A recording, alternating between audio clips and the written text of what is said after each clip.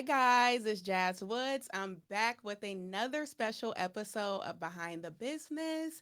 I am a part of our music strategy and tactics department led by Mike Begain and Alex Raston at Universal Music Group.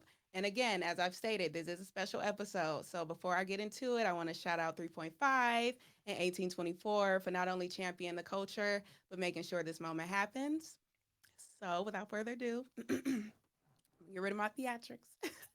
Today's guest is not only a phenomenal businesswoman, actress, dancer, and philanthropist, she is probably arguably the reason why I put on my first jersey dress in the first place. So, without further ado, the iconic, the essential Maya. Hi, Hello Maya. there. Hi, how are Yay. you? I'm doing good. I'm doing good. I'm blessed to be here. I'm blessed to be able to celebrate you and your journey. Able to be one of the first people in this conversation, post these Maya cultural moments that are popping up online. I don't know if you've been able to see it. Girl, you're viral right now. How does it feel? We're celebrating your debut album, Maya, 25 years in the game. How does it feel to have all eyes on you right now? Oh, well, you just informed me what was happening. And I hope they're all good things.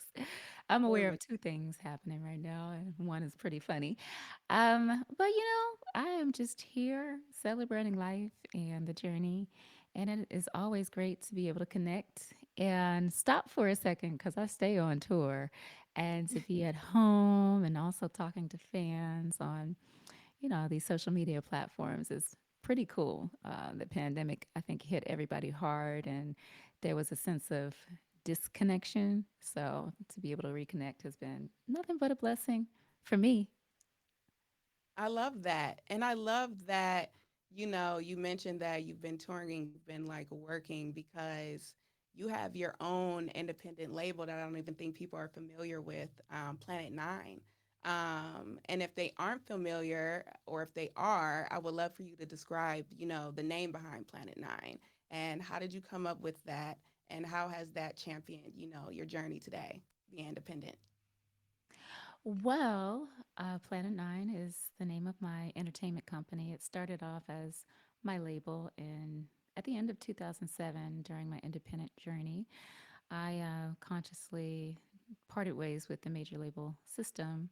No bad blood, but one of my albums, my fourth major label album, was accidentally released. In those times, there were a lot of release dates changing, etc. So I did a deep dive, and in stillness, I came up with the concept that, okay, well, Pluto that same year was no longer deemed a planet, and Mm, I very much felt like Pluto. I was no longer a part of a system, our planetary system, i.e., and I had to find my own way and build my own world. And I said, well, I'm going to have to unlearn a lot of things mm, in this earthly realm from time, not being on anyone's timeline, not following anyone's actual rules or boxes, and create my own world. So that's a spiritual place that I would go to be free. And that freedom allowed me to, first of all, be gentle with myself and not beat myself up with all of the standards that sometimes your own mind can get tricked into believing for your own acceptance and validation because that's the world that you've been raised in. But literally unlearning was Planet Nine for me and crafting my own world, carving that little corner in my mind out to just be and to freely be who I am. And it's brought a lot of peace, balance, and understanding of myself. But it started off as, of course, devastation. And then it ultimately became a blessing because I dug deep. And there's nothing but time put in to learning, first of all, who I am in those darkest hours and putting that to the test from discipline to not just surviving, but thriving. And once again, being very much of a disciplinarian on myself and over myself, but also gentle at the same time. So, Planet Nine is a place that I go to create in my own time, in my own way, with my own rules. And I live there and I love there. I love it. It sounds like Planet Nine is also where you give yourself grace. You talk about crafting and creating your own world, which we try to do for you here today at Lunar Labs. We got your fuchsia going. I hope the lighting is right. Yeah. But no, I love that crafting your own world because I think when we're able to cultivate and create from a space of purity and being Mhm. centered and grounded, ultimately, you get the highest, amount of creativity, that's there and beyond. So with that being said, these days we have technology that's now deeply coming into play. There's AI, there's sped up songs, and I'm curious to know how technology has impacted, Planet Nine and your journey today. Is it Well, good? Is it I bad? Or can barely keep up with Instagram and all these other platforms, but I think it's beautiful. I choose to look at things a lot more positive and find the positive in things. So that's where I keep my focus. And for me, I personally love it. I've been able to engineer several projects, save a lot of money in the interim, whereas before you might have had to rely on an engineer just to record. It's enabled me to run a management team, have virtual players, interns, fans that are working with me under Planet Nine, and audition people, send choreography out to a whole different hemisphere of the world, and show up and get on stage with people I've never met in person before and get that bag and make friends that turn into family, that turn into 2 decades of family. Um, Technology is great. Like I said before, the connectivity of being able to reach out to your fans, communicate, test the market, see what they like, what they're asking for, craving for, what they miss, what they are interested in. And they even have suggestions that maybe you're not even thinking of, mm, that you take into consideration what color jackets they want next, what color vinyl, all kinds of stuff. And if you have that direct connect, you can learn a lot and you can also serve a lot. So I personally love it. And it's just opened up a whole new door and window for the entire world to do their thing or to get discovered or create businesses and, be examples of generational wealth and take care of their communities. So I love it. And I love that we're talking about a lot more topics now as a global collective instead of just individualized or separate, because now we're all connected, literally, the entire globe through the yeah. internet for those that have access to it. And we've seen people and countries and continents show up for us when we're going through devastating times and vice versa. So I think it's a beautiful thing. And it has its downside as well, from predators to safety issues and posting things in real time. It can be dangerous, but overall, I choose to look at the positive and operate in that space. I love that. And I love the fact that your fans are going crazy for you in the chat right now. You guys can drop questions. We'll be answering them and asking them live at some point. They're calling you the '90s queen of R&B, my first crush. Oh my God. Like the chat is going crazy. But I have to shout out too that am I being privileged and blessed right now to give the first 101 Maya Twitch interview? Um, I Yes, believe. you are. I've Okay. never been on Twitch before. I'm actually at Maya Planet 9 on Twitch. Y'all can follow me so I can get up on Okay. here a lot more. Okay, tap in. Make sure y'all Yeah. following her. I probably only have like 6 followers right now because I've never been on. But I, And you're a I visionary. You activated know my right page after this. like 3 years ago. Mm, right after this, you're gonna have, probably Follow more me, than follow six me. for sure.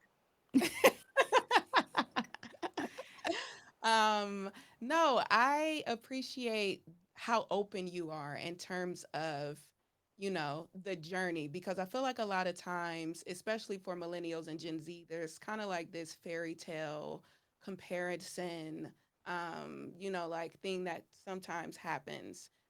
Where sometimes, creators may feel discouraged or up and coming artists, may focus on one element of the business rather than having knowledge in another. And so, what advice would you give to millennials or Gen Z or just anyone who's looking to sustain a Yeah. career within the entertainment industry? And I ask you this specifically because you are someone who I've been able to see, who I feel like is a vessel of integrity.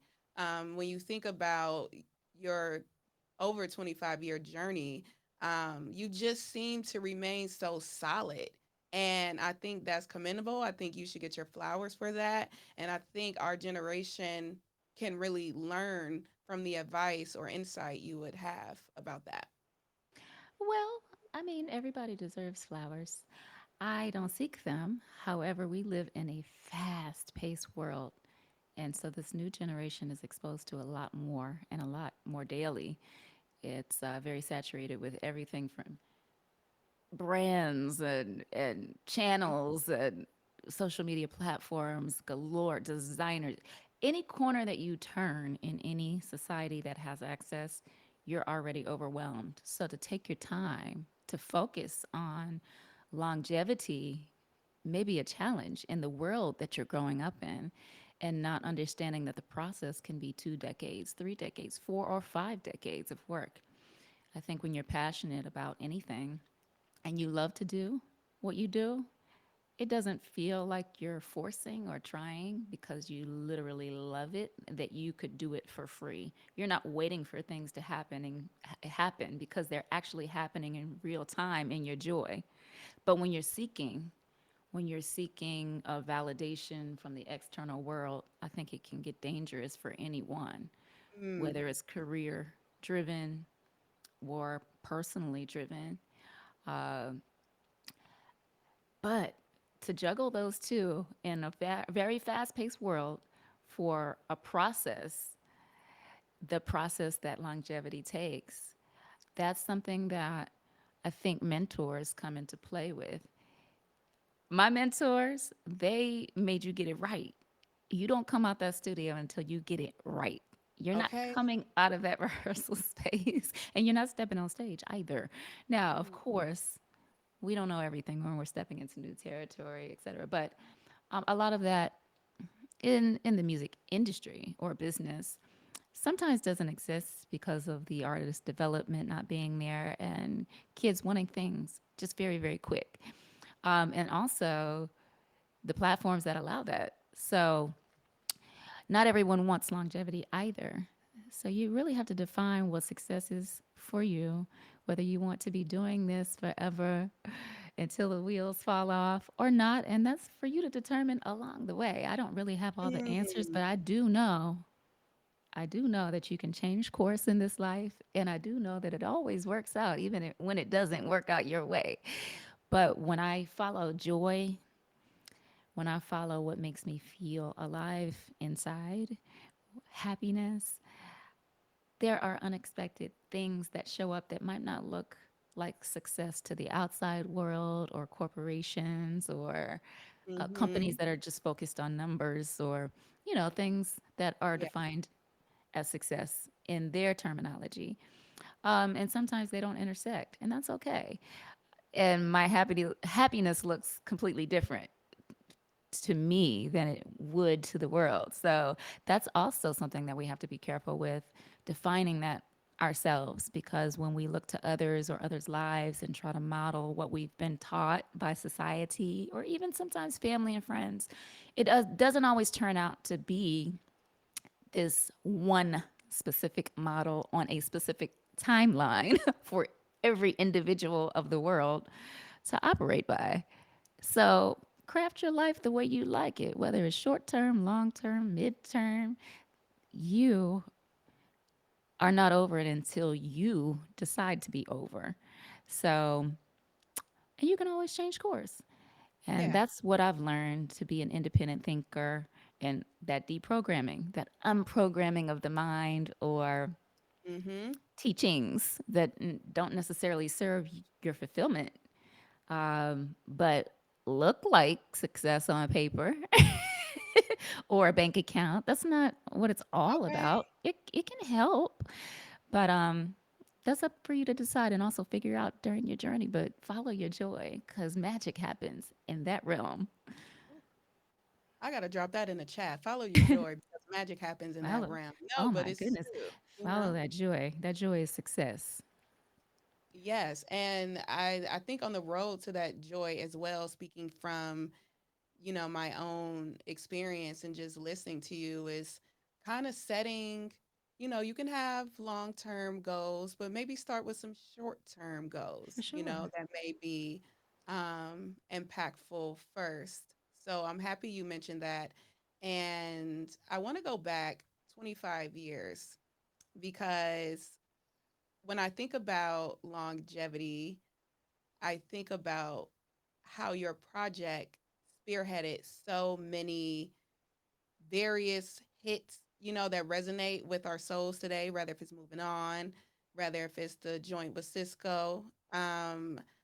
If you could go back in a time machine, is there anything that you would change about your debut album, Maya? Nope. I don't like to play with the past too much, I especially love when that. you've arrived to a place that you love. And I say that because that's my now. I'm living in a place and a time that I actually love myself.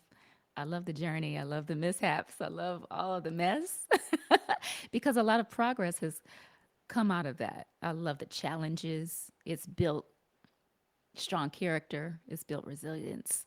And now I have the flexibility to revisit those songs to make them different, revisit them, whether it's a live band arrangement or an acoustic version or even a remix that inspires people to get on the dance floor and dance, but reflective of who I am today. So it's not necessarily going back to the past to change something, but to enhance and to celebrate the journey, but be representative of what I've actually experienced as a woman, bring that to the table with conviction, own it, and serve it. Wow. Okay. And I could do that because I'm always doing that. For example, the deluxe version just came out of the first album. And so, Okay, of y'all go course, get when that. you're touring, your fans, your supporters, they expect to hear specific songs, especially the singles or the hits. And I'm like, well, I don't want to perform it like that anymore. So we change it, we interchange it. It's woven with dynamics and just this whole element of music that takes you to another place. And I was very adamant about having that element on this project. So, All About Me 25th anniversary includes the live tour version on the Wow. deluxe because I feel like Maya today when I'm performing a song that's 25 years old and I'm in my grown woman bag on stage or even in the studio or vibing in the dance studio when that song comes on because now it's reflective of who I am as a woman, but there had to be Mm, elements and an arrangement added to enhance the young girl turned into full woman. So I love that's what I'm excited about. Revisiting the catalog and then refining it and taking it to a whole different level representative of today. Because my supporters, we have grown up together, like from very much Pampers so. or school to popping babies out or getting Mhm. married or traveling the world or self-love or whatever it is, but we're grown now, so I want to offer that. I love love, and I feel like your debut project is so central, it's so timeless, and it makes me think about my next question. How has love or the idea of love changed for you since your debut project? You talk about being in your grown woman bag and all these different things. And I'm wondering, has the idea of love shifted, stayed the same, grown, evolved for you? Hmm. It's a very good question. Um, I think I think we are all, and I don't want to use the word programmed, influenced is the word, to Mm, think that love is attached to another person.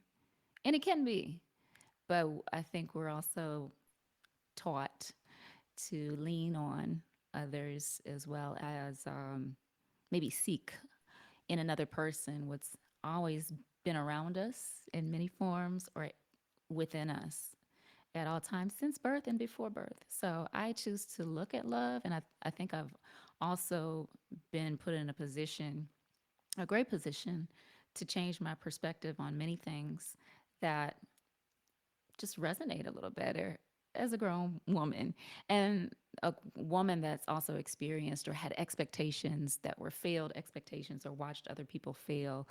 And I choose not to put a cap or a ceiling on love. And realize one thing, especially in my travels, and especially with still being able to breathe and wake up every day, that we are all love.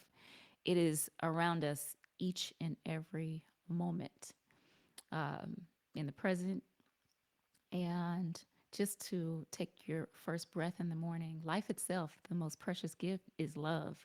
Existence is love. And obviously it branches out when you're giving of yourself, your time, your Mm, wisdom, um, your resources, whatever those might be, to lift someone up. Um, and I think the truest form of love is without expectation.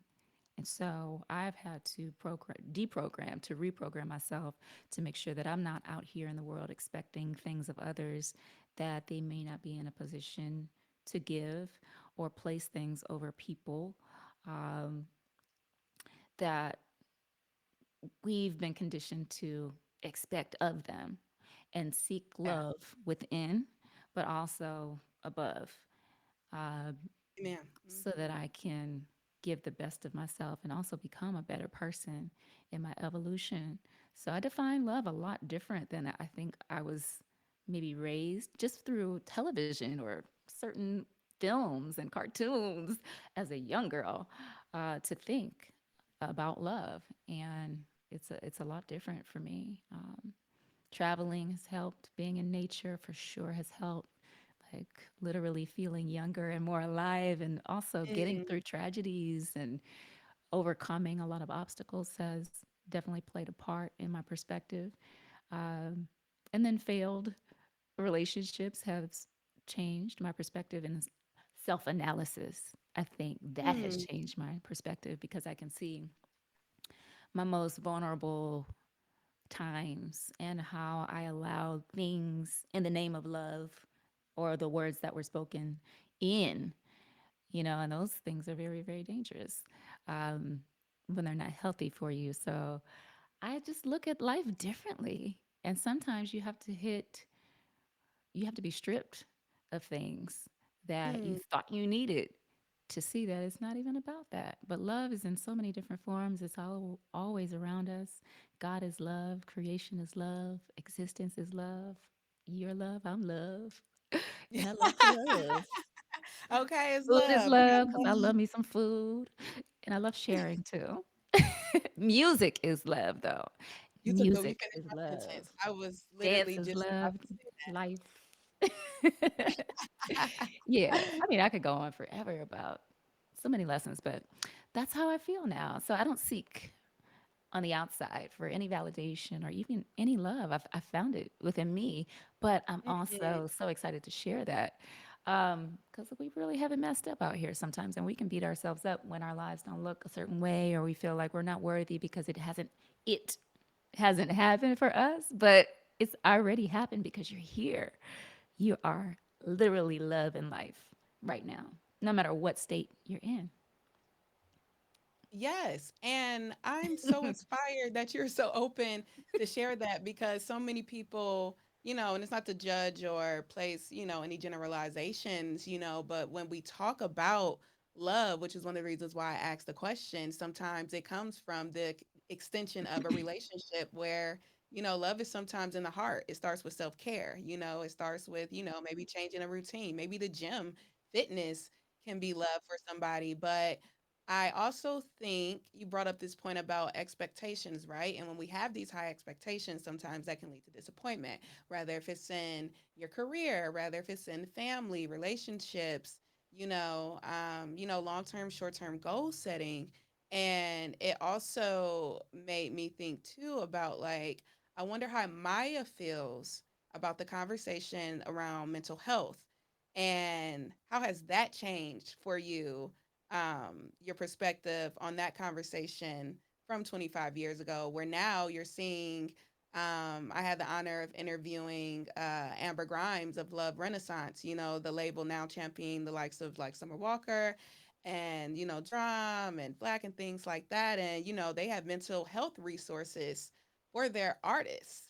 Mm-hmm. This is something that I don't think as because I went to NYU. My focus was hip hop culture, digital humanities. So I'm kind of like a history buff. I love pop culture, like moments and things like that. But when I think about the history of labels, not only from the perspective of academia, but from friends, family, relatives, that have taken this creative journey, a lot of these mental health resources or wellness resources weren't there.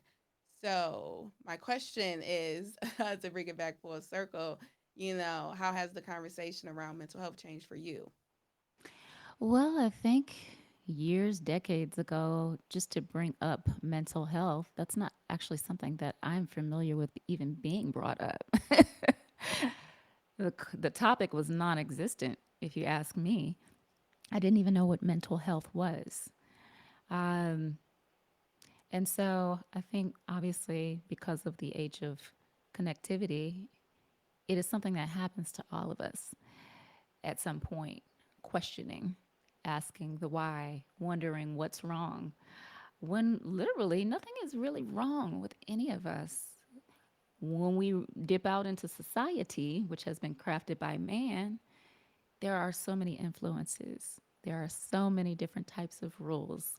There are so many different standards of success, of beauty, of falsities, of inaccurate education in history, of selling you shit to make you feel bad about yourself so they can tap into your pockets. I mean, there's all kinds of layers to this, but literally, we're living in, of course, a beautiful earth, on a beautiful earth, but in a very insane world. So I think the association with mental health has a stigma attached to it and has always had a stigma attached to it that someone's crazy or off or not right. Hmm. Hmm. And so it's been tucked under the rug for too long, but we're all feeling it. We have all recently come out of a very, very challenging time. Um, Obviously, to put things into perspective, we have it very privileged in the Western Hemisphere and in non-third world countries. So let me not exaggerate because there are so many nations that are going through strife and turmoil and have been living in it since they were born. So I'm not saying this from a very privileged place, but I'm saying it from a very aware place. And I think the conversation and the stigma attached to mental health, it's been something that's been swept under the rug for a long time because of shame, of maybe guilt, but also possible lack of study and wondering in a sick world in society what the root causes are. But now that we live once again in an age of connectivity, we can clearly see where trauma stems from, where Hmm. Yeah. PTSD can stem from, where discrimination can stem from, and how that can take a toll on your psyche, how you view yourself in the world, where you fit in your mind or don't fit in, and what kind of toll that can take. First of all, economics, no reparations. The list goes on and on. You have body images being Hmm. sold on the cover of Hmm. magazines, on television, video games, The programming is so all over the place. And then the standards of beauty, which are ever changing, by the way. Who who is designing and defining these as beautiful? Do they look like you? Do they look like me? Absolutely not. So Right. something is going to be wrong at the end of the day in our thinking. First of all, we're on overload of information. And then when we're seeing tragedy happen in front of our eyes, whether it's in our community or on social media or on the news, and we're tuned into all of this stuff, first of all, to be aware, but also we're plugged in from addiction. There's a lot of stuff. Our diets, which are being fed to us and marketed and advertised to us, um, it plays a part in our mental health because our gut health is dictating that as well. Yeah. And things can go haywire when there's a chemical imbalance.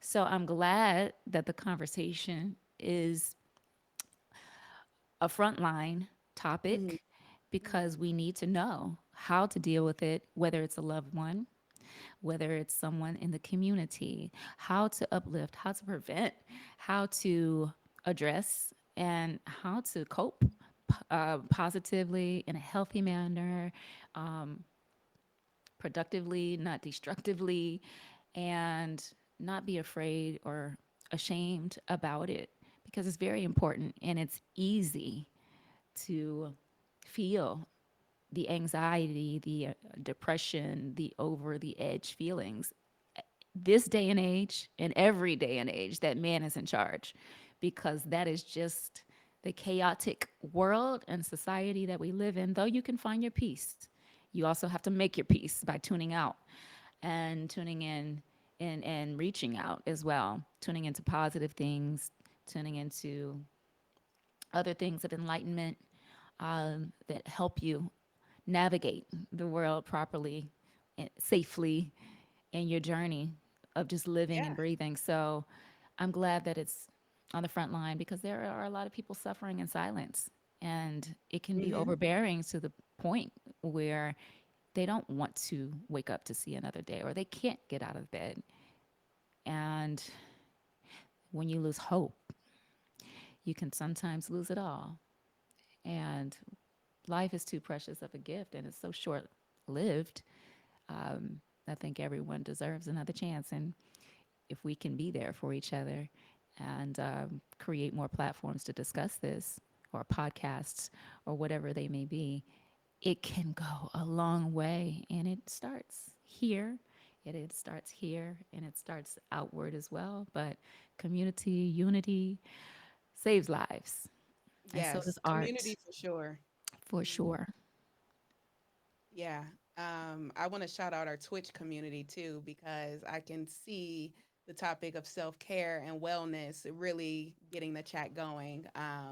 And I also want to stress too, shout out to um, Travel Jack, I want to shout you out because you are right. Just because you have money, that doesn't ensure, you may have, the well being or the proper function, to navigate society to your full capacity as well. So I definitely, want to shout you out and say thank you because I think you just brought more people into Twitch as well. I'm even seeing people say, like, oh Oh. my God, I seen Maya on my Twitch and I tapped in immediately.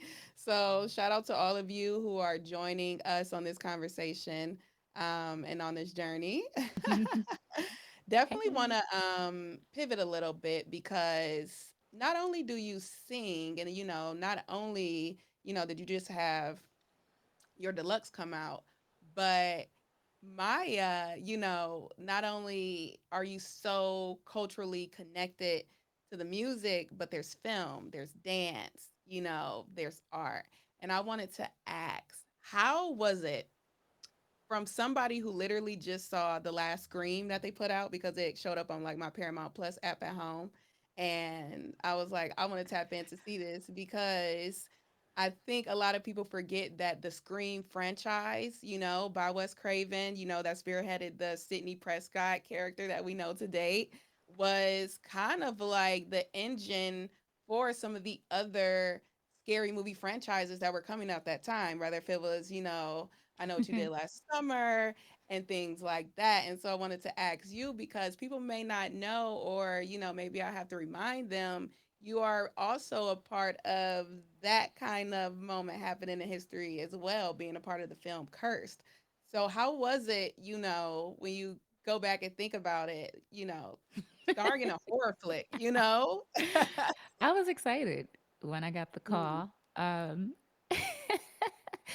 Actually, doing the film, I had a knee injury at the time or pulled a hamstring or something. Wow. And I was healing and doing physical therapy, and they told me that I would have to run barefoot through a parking lot. So I did a lot of icing and all of that stuff. So I remember getting super dirty, having dirty feet, but up for the job and the challenge. I love a good challenge. Yeah. Um, I do remember that. And sitting next to Wes Craven, I grew up on the Freddy Krueger movies, the Friday the 13th, Candyman, and we would have Mm-hmm. slumber parties and all that stuff, watching that scary stuff. So to be a part of a film like that was definitely something that I was excited about because they were comical to me. Um, I think contractually, I just wanted to make sure for everyone that knows out there that I wasn't the first to die. That's all. Period. Okay. So that's all. That was my only concern, just to show up in another way. Though I was the second, I wasn't the first. So, and then you know what?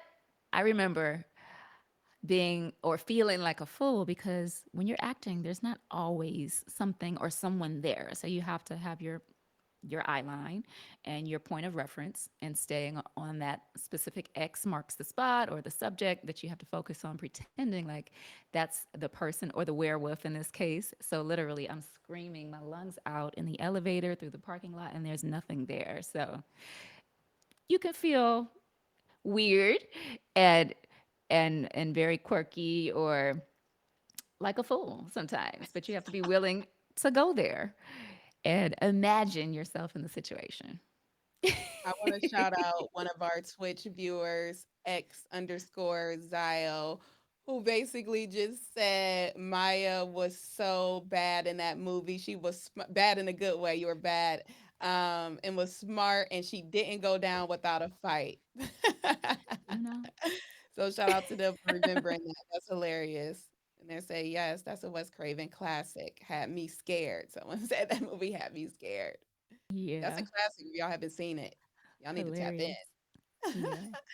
I love But it. also, aside from movies, you're so culturally connected to, kids, children, cartoon. I immediately think about Take Me There. I want to go there. And it made me want to ask and dive in with you, have you or plan on, catering more music to children? And how was that opportunity presented to you? Because you don't really see um specifically singles, in my opinion, for like kids film really hold weight the way Take Me There did. Had you, it was Blackstreet, it was Mason. You guys were sister episodes. I mean, there's just so many legs connected to that moment. But yeah, I'm curious to know, what was that like for you? And is children's music something you would still want to do today, 25 years later? That's funny. Yes, Take Me There. Good old Take Me There. I just did a go-go remix of Take Me There and sang it on Hey. live the other night. Hilarious. But yeah, I love kids. I was actually a dance teacher for years. That was my first job before Mhm. anything else. Miss Maya, teaching the Yeah. babies, and then I later returned to my hometown of DC, Washington D.C., to start my foundation there and work with kids from age 5 through 13, teaching dance, sound engineering. I taught them Pro Tools, life Wow. skills class, Terra Tibu. I had cast other teachers in the community as well for Mm. photography and art. So I really love working with kids. And of course, from books to soundtracks or even having my foundation or school one day, but not just focused on the arts, but technology and education, um, the education that's not taught in grade schools to empower them. but also arm them with self awareness and knowledge is definitely one of my goals. Nutrition is a big one as well because we're just not getting it in our communities, and it can go a long way for brain health and function as well as curriculum. So, more than just music. And I think one day, if I become a mother, whether through adoption or birth, uh, that a lot of things will stem from just the experience. But I love working with kids, and I have a lot of things that I want to do to empower them in different mediums. Yes, for sure. Yes. And that Yeah. includes music too. You're so Hmm. timeless. I feel like, like kids will want to learn, like from you. So I love that, it like you said, it's outside of music. It's not just music. It's Pro Tools, it's tech, it's art. And, where we are today with social media, I feel like being so much of a heavy, excuse me, influence on the younger people, that made me think about another question I have for you, because technology, social media, which is a part of that, has been able to connect so many people across the globe. And when I think about this resurgence or this reemergence of dance hall, Afro beats, worldwide music. You were someone that was championing that early, what the kids say today, like raised me. I think of Girls Them Sugar, like that song raised me. Like, that song is mother for me. I hope Gen Z, if you listen, I hope I got it right.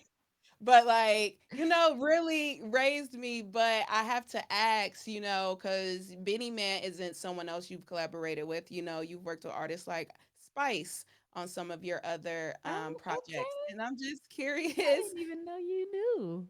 I That's knew, girl, awesome to I know some hear. things. But yeah, I was just curious to know, like how Caribbean culture has impacted, your style, your taste, and how do you feel about this reemergence of, this global worldwide music that's now becoming, the forefront of a lot of our larger conversations, activations. I think of artists like Tim's, DeVito, Wizkid, and it just feels good. So I had to ask, the GOAT, because you were there. Well, the Caribbean culture has been a big part of my life since childhood, starting at age 2. And all the memories there were just representative of good vibes, good music, good environment, culture. And it also represents, family and love, dance, of course. And it's always just been a part of me. So through rhythm, tap also, my hoofing family, we would always used to listen to Bob Marley, Peter Tosh, Barris Hammond, just to catch a vibe. Mm. And sometimes socialize over that type of music. And we were also trying to be cool at the time. So we were in our, I guess, our conscious and our earthy bag back then, but also embracing culture. So I think also being privileged and blessed early on in my music career to be embraced by the Fugees, out of Haiti, Wyclef, Praz with Ghetto Superstar, and performing in a lot of those territories, but also Beanie Man through Wyclef. He was on my second album, Fear of Flying, performing together, then Girls Them Sugar happening. It also opened the door with open arms for me to tour and to spend more time in the diaspora and just spend time, live, make friends, make family, vacate, and then do lots of festivals. So it's just an extension of all of us. And it goes back to roots in the first place. The origin is of whether you're looking at, I think, South American music, any kind of indigenous music, it all traces back to the diaspora anyway. And I've just been fortunate to have people that have reached out, and also in my independent career that I've reached out to and were not hesitant and very, very embracing, saying, "Sure, I got you. Get me the next go around." And culturally, that's how we do it, anyways, Yeah. because we Yep. understand. working together. We understand working hard. We also understand struggle and celebration as well because of oppression. So there's a lot of layers to that because not everything is fun and pretty. But I think it's a beautiful thing to have friends in any genre to just be able to call up and vibe and and make music with and enjoy life with, eat dinner with, and go out with. And it always feels like family. So I'm just very fortunate and it's like my second home now. I love that. And I think people forget, that dance is also heavily influential throughout some of your moments, whether if it's like the Love Is Like Whoa video and the tap dancing scene that people are going crazy for in the Twitch channel, or if it's all about me and you're like fencing with Cisco, like, there's so many different moments that we could talk about. But I'm finally going to get into it. I have to get in some of these fan questions. So I have to ask the first one.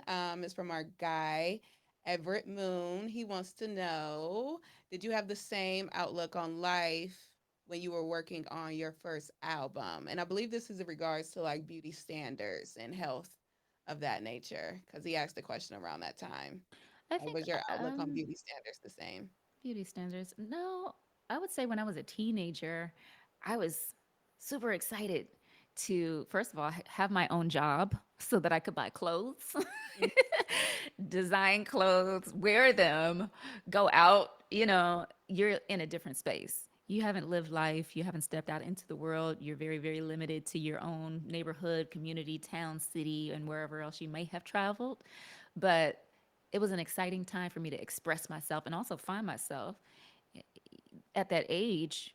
Getting a piercing right here at 16 is something that I knew that I wanted to do for whatever reason, but it called me. And it's not something that I regretted, but I think it's a part of coming into your own and learning who you are and finding who you are, your identity, and what's going to separate you from others, but also just living in your own realm space. So I didn't have the mindset that I do right now because there wasn't as much wisdom. I was a workaholic, Mm, yeah. but life had not been lived. I was literally stepping out into the world for the first time, um, in a massive way, I'll say. And my fingers were crossed the whole time. Though there was confidence about the craft, I was still a baby. I was still learning how to do interviews or radio drops Mm, and, different things in the studio that I didn't know at 13 or 14. And then parts of live performance. When the sound is not right, you're going to sound like trash. Like how to literally conduct sound checks. That's not something that I knew at 13 or 15 or even 17. But life and experience will teach you real quick. So I had a very hopeful mindset, very confident mindset, but also very nervous at the same time with the what if factor. I'm going to make this work, but what if something mm, else goes wrong out there or over there and someone says this or there's always those thoughts in your mind. I'm going to do whatever it takes to hold my space, but I don't know how this works and the mechanics of it all. So I think I just had my fingers crossed the whole time because you're stepping into new territory with a lot of people involved. And it could just take one person that says, well, no, this is not working. We don't mm, understand this. yeah. Done. And how you process that. So it's all of those things all at once, but also in front of the world. Yeah. Yeah. Yeah. With a whole lot of other stuff happening too, like behind the scenes, family, friends, just a lot. So it takes a strong minded individual to get through that. And I don't know how I did, but I But you can did, and you say, here. And as they're saying in the chat, you seem to child. be drinking the fountain of youth, as they're saying in the chat. I mean, everybody's aging. I'm happy to age. Let's change the perspective on Yes, that. same. There's some things that I need to polish up when I get time, but I am embracing age. It has a Yes. negative connotation. I like being older. I like aging. That's another year on earth.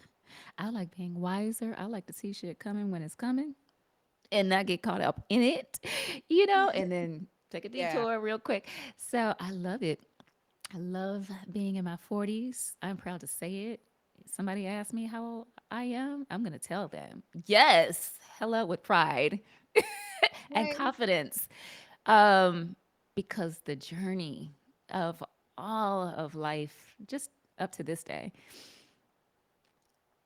of course, it's a short one, but I'm very proud of myself. And you should be too. If you're still here, if you're still breathing, if you have any type of sense in your body to feel, taste, touch, smell, Mm. hear, walk, breathe, see. I mean, just having one of those is a blessing. So I am embracing what I do have, also aware of what I don't, but I'm not staying stuck on it. And then I'm going to go make it happen anyway. But there's work to do, no shortcuts, and trust the process. And that might be another 10, 25 years to get where I want to go. Yeah, because Let's like you go. said, You know? as you grow and as life continues, you get wiser. You may not Yeah. have a piece of knowledge that, from before that you have now that could, really pivot or change the type of experience or situation you're in.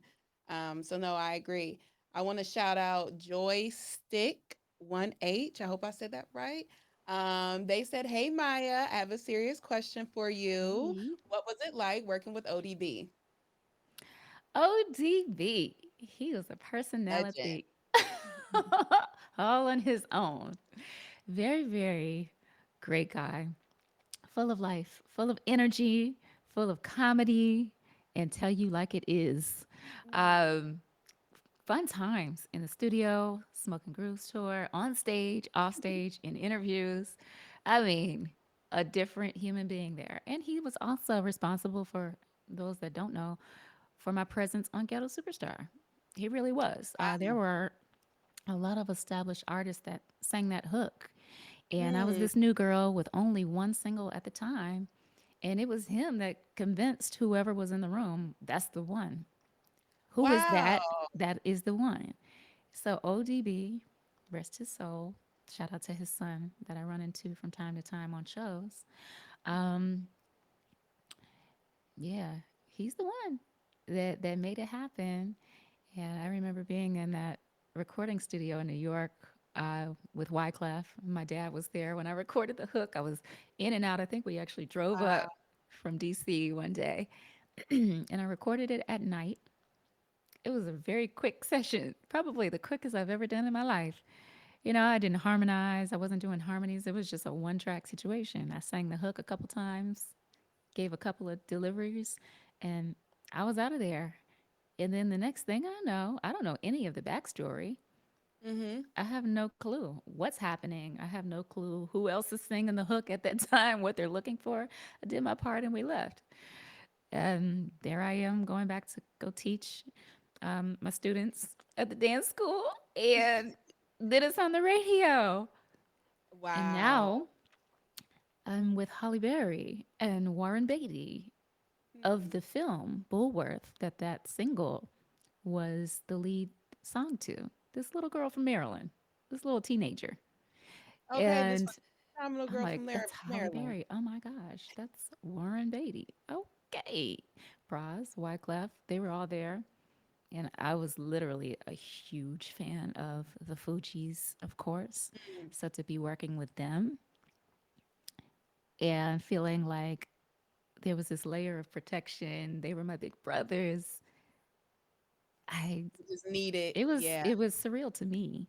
So that was a great time. No, Hmm. that's wow. I went wow because I was like, again, here, I need the world and everyone watching to be reminded, how many of these, I keep saying the word cultural moments, but it's true. How many of these memories that live deep in our brains you are really, connected to or a part of, the first. That's why I called you the GOAT. I'm like, I don't think a lot of people even know. And correct me if Definitely I'm wrong, not. but you were the first R&B act signed to Interscope.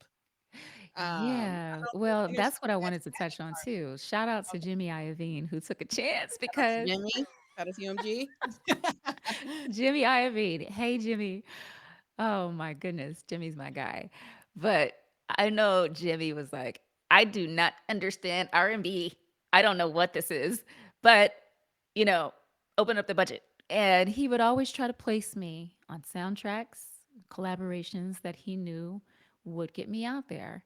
And it was a test dummy experiment in a way. I was Mm, like the first test dummy at Interscope, and I actually was not signed for my whole first album because it was an experiment. And they had wow. Marilyn Manson, they had Sublime, No Doubt, but also Death Row. And I Mm, think the Dog Pound, I mean, Tupac. So it was hardcore rock, metal, a little bit of pop with No Doubt, but they were still considered rock. And then gangsta rap, which they consider gangsta rap on the West at the time. So here I am, this little teenager in a miniskirt and some high heels. What is this? What is this? What are we going to do with this? I'm lost. So shout out to Hawk Islam. University Music Entertainment. Hawk Islam took me under his wing as a 16-year-old in DC. He had offices on 2nd Street, Northeast DC. And after school one day, he came to my living room to audition me after hearing my demo tape and seeing my dance bio and my performance bio from my dad. And he's like, I need to hear her sing live. So I sang two songs. One, Monica's Before You Walk Out of My Life, intro, and In mm, Vogue, my classic. Jackson Fives, Who's Loving Mm, You, that intro. So he's like, okay. He put me in the studio with a woman named Kim Baker on our street in DC. I still remember driving there on my little Toyota MR2 to take voice lessons and practice on stage presence and crowd engagement. So it was a journey. He signed me to his independent label, and Drew Hill at the time was his act out of Baltimore, and Pure Soul was a gospel group out of DC, four girls. And he mhm. also had Terry Dexter, hey Terry, my sis, out of Detroit, and Elsie Mudez, I think she was out of Miami, Latin. So I was his third act, but he put the investment toward my demos, me going back and forth to Philly to cut with Myron and Alex, who are all over that first album. Some of my favorite records are done by them. Baby It's Yours, Don't Be Afraid, If You Were Mine. And I think they did, yeah, Anytime You Want Me. So we recorded those in Jersey and Philly. And I would take the train up. But it was literally the black sheep of Interscope with me, and they didn't know if it was going to work or not. So I popped off with Drew Hill, who were in the same camp, you and me, University Music Entertainment through Hawk Islam, who had signed all of us as his artists. He was like our Barry Gordy. He was like a mini Motown for DC or the DMV and Baltimore. And those records were taken to Island Records. Drew Hill was signed to Island. I can't remember who Pure Soul was signed to, but I was signed to Interscope, which was under the Universal umbrella. And that's where my journey with Interscope started. So they took a chance on this little Maryland girl, teenager at the time, in the R&B department that never existed. And here we are today. You see how you did that? So, you know, yeah, and shout out to Hawk for bringing a camp and putting insulation and a family around me because it may not have transpired in a successful manner without someone that knows R&B music and has a convincing tongue to say this is going to work, this is going to work, because Mm, essentially you're a brand, you're a product. They want to make sure that yeah. that ROI is there, return of investment, because it is an investment. Marketing dollars are not cheap. Taking risks are not cheap when you're talking about business. So I look back at that and I laugh because it's not just about music.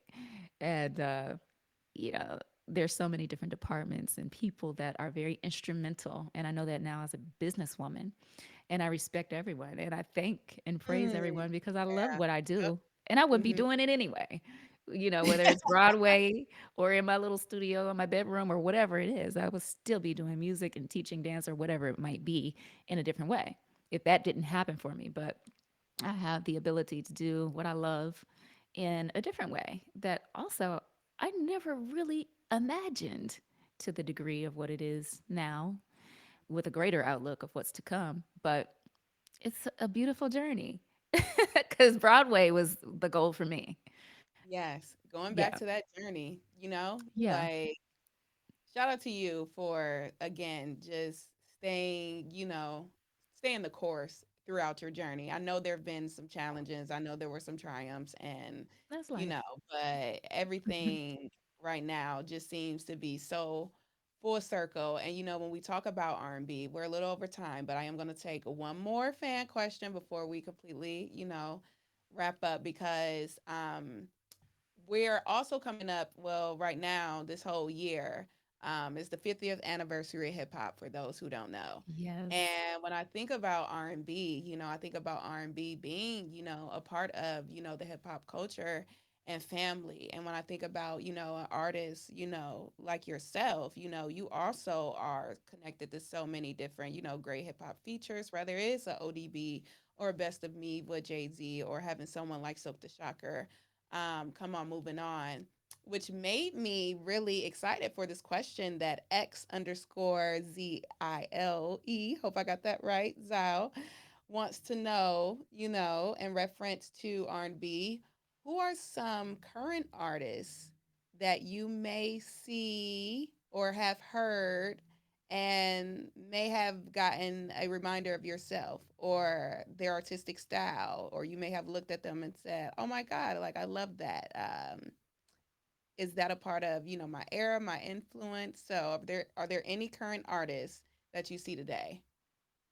Well, I don't really credit myself with any of that because I am an artist, so I know that we're all influenced by so many things, melting pots. So I never insert myself into someone's journey. Now, if they say it on their own, great. But I look at everybody as individuals. I don't insert myself into their influence. I just don't because you don't know. And I think that's kind of cocky to do that. So, Yeah, no, I do not because I look at every artist as a melting pot of so many different influences, just as I am. You know, that's my perspective because that's what I am. Now, my influences come from the 70s. I love me some funk music. My dad was, of course, my first inspiration because he would sing literally all the time and he always had a band. He was always rehearsing in my living room. And eventually, when we moved to a house in the garage, and the neighbors would complain, but I was at his shows. I've watched him perform. I've seen stuff on beta and VHS in those days, and I was inspired. I've seen him sing in church. My grandmother, my great grandmother, they would be in the choir heavy and it's also in my blood. And music is something that moved me as a child. Like my first spiritual experience through music was at 4 years old, and I was drawn to it for those reasons. And harmony specifically, it moved me in a very emotional way that I couldn't articulate at the time, but I knew that that's what I had to follow. So, funk, soul, gospel, pop, country, just music in general, reggae, of course, now soca that I've been in the islands outside. Calypso music inspires me. Music all over the world, just music in general, which is a universal language. But I was also exposed to classical through being in the orchestra, gospel through being in the gospel choir, and then through dance, jazz music, reggae music, classical music as well through dance. But there's just so many different types of cultures within music and genres that I'm a melting pot. But my living room Oh, it brings back so many good times and smiles and movement and family cheering you on, encouragement. Stevie Wonder, Donny Hathaway, Minnie Riperton, Shalimar, Peaches and Herb, Kool and the Gang, Cameo, Mandrill, Earth, Wind and Fire, Tina Marie, Rick James, Prince, Mm, speaking to my Donna soul. Summer. I mean, vinyl galore, vinyl collection, and happy times, disco, house, bands, Sly and the Family Stone, war, soul music, just R&B music, American music. And man, my mother would play jazz a lot, but I have so many influences from all over that I never pick and choose with music because it's very inspirational all around and it gets me excited and I tap into that child again. Anytime That music is inner on child. and that's where I want to stay and that's where I want to play, you know, and I'm just Yeah. happy to go to rehearsals. I love rehearsals because I want to be around music. It's therapy for me, but it's also life. I feel alive. Anytime I'm in the studio, anytime I'm in rehearsal, anytime I'm on stage, Yeah. anytime I'm around artists, it's this undeniable synergy that instantly makes me feel better and happy. And happy, happy Hmm. feels too. I think your music is associated with a lot of happy Yeah, feelings, especially for myself, not who've all of my also music. heavily.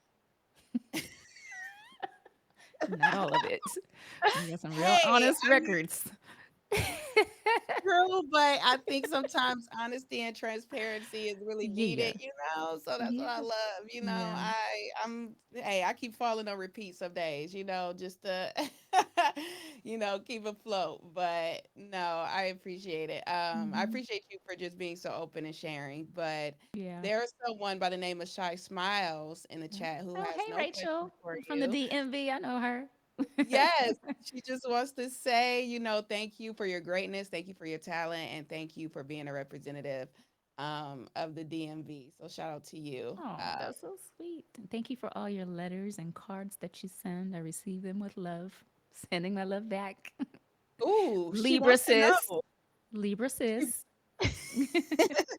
she wants to know though, which is just I think this is a great question too. My bad, y'all know we're a little over, but can we expect any Tiny Desk NPR from Maya? And if not, what can fans expect next from Planet Nine and just a world of Naya before we close out?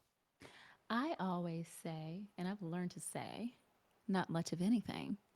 Don't expect anything, but just always expect to be surprised. I love I surprises. don't We love get down with the surprises. deadlines. I don't get down with the pre announcements because there's so many components that I know that they're not expected to understand. And I won't ever place that on you all. But I also don't believe in excuses. So I tend to get ahead of myself and announce stuff. And then it's hard to live up to when something doesn't work out or there's like a technical difficulty or something got to get cleared. No, I'm not doing that. Expect nothing, but always expect to be surprised from Maya. And just know that whatever I put out next or whatever comes for me comes from my heart and I put my foot in it. And I'm excited about everything. And I'll leave it at that. Okay, and I think that's one of the greatest ways to leave out. Maya, you are so inspiring to so many people. Your music has helped so many people throughout the course of their life, their journey, their career, myself included. So I want to thank you for not only holding the space, for myself, but for our Twitch community. Shout out to 3.5, shout out to 1824, shout out to UMG. And I think, Yes. right now it makes sense to close out with moving on. We moving on to the next era. I feel like this is Ah, Maya beginning. This is like Maya 2.0. Maya the woman, that Okay. And if grown you don't woman. know, go back and listen to Smooth Jones, listen to Fear of Flying, listen to TKO. That's why we here. We're celebrating 25 years. Yes. So Much love to UMG as well, and you too. Thank you for having me. It was fun. yes, I'm glad it was fun for you. All right, guys, we're closing out. Little baby. Love you guys.